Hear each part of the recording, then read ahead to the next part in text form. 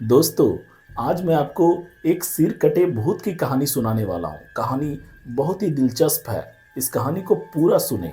शुरू करने से पहले मेरे चैनल को सब्सक्राइब भी जरूर कर दें। तो चलिए इस कहानी को शुरू करते हैं।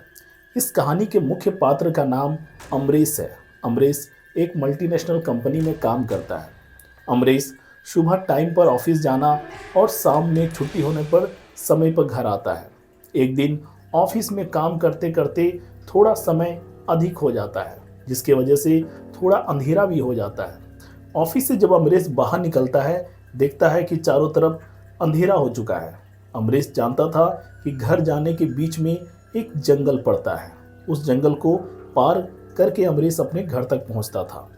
जाते जाते अमरीश उस जंगल के पास पहुंचता है। जंगल के पास जैसे ही पहुंचता है तो उसे एक आवाज़ सुनाई देती है, पीछे देखो। अमरीश पलटकर पीछे देखता है, लेकिन पीछे कोई नहीं होता है। फिर अमरीश के पास एक आवाज़ आती है, सामने देखो। अमरीश अपने सामने देखता है एक चमकती हुई चीज़ सड़क पर पड़ी है। अमरीश जाता है और उस चमकती हुई चीज़ को उठा लेता है।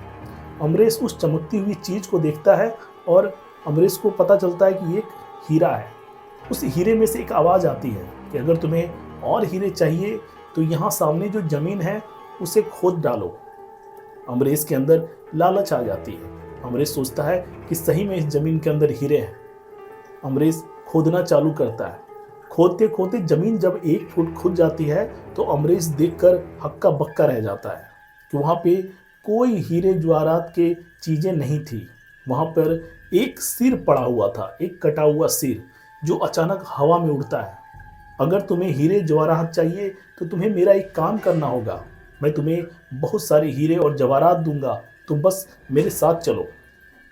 अमरीश उस सर के पीछे पीछे चल देता है।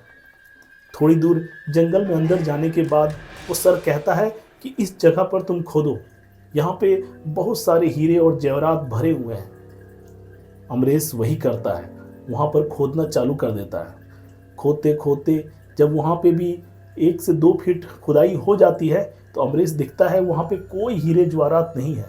वहाँ पर उस सिर का धड़ पड़ा हुआ था जो अचानक उस जमीन से बाहर निकलता है। उसके बाद वो सिर कहता है कि तुम्हें एक और काम करना है, लेकिन अमरीश बुरी तरह से डर चुका रहता है। अब उसे समझ में आने लगता है कि जो लालच है उसे बुरी तरह से अब फंसाने वाली है। वो सर कहता है कि तुम्हें एक और मेरा काम करना है।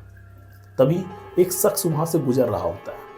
अमरीश कहता है कि उस शख्स को मारकर तुम्हें उसका खून लेकर आना है। सिर जादू से अमरीश को एक चाकू और एक लोटा देता है। कहता है कि जाओ उस आदमी को मारो और उसका खून जो है एक लोटे में भर के मेरे पास ले आओ। अमरीश पहले मना करता है कि नहीं, मैं नहीं कर सकता हूँ। अगर मैंने उसकी हत्या की तो पुलिस मुझे अरेस्ट कर लेगी, मैं जेल चला जाऊँगा।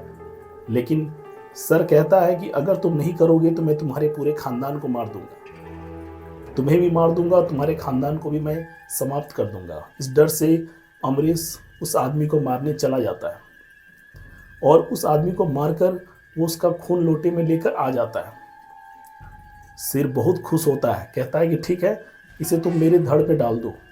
जैसे ही अमरीश वो लोटे में भरे खून को धड़ में डालता है, धड़ जीवित हो जाता है और सर धड़ से जाकर जुड़ जाता है।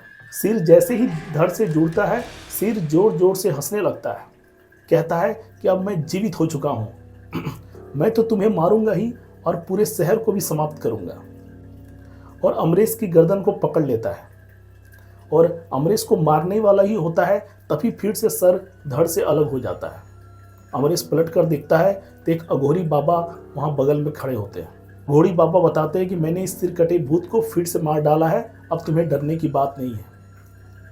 अमरीश कहता है कि बाबा ये कैसे आपने ये चमत्कार किया। तो वो घोड़ी बाबा बताते हैं कि जब तुम उस शख्स को मार रहे थे तो मैंने तुम्हें देख लिया था, जिससे मुझे पता चल गया था कि यहाँ पे कुछ गड़बड़ होने वाला है, इसलिए मैं तुम्हारे पीछे पीछे यहाँ चला आया था। अब डरने की कोई बात नहीं है, वो भूत अब तुम्हें तंग नहीं करेगा, तुम घर जा सकते हो। तो दोस्तों, ये दिलचस्प कहानी आपको कैसी लगी एक कमेंट के माध्यम से ज़रूर बताएं। धन्यवाद।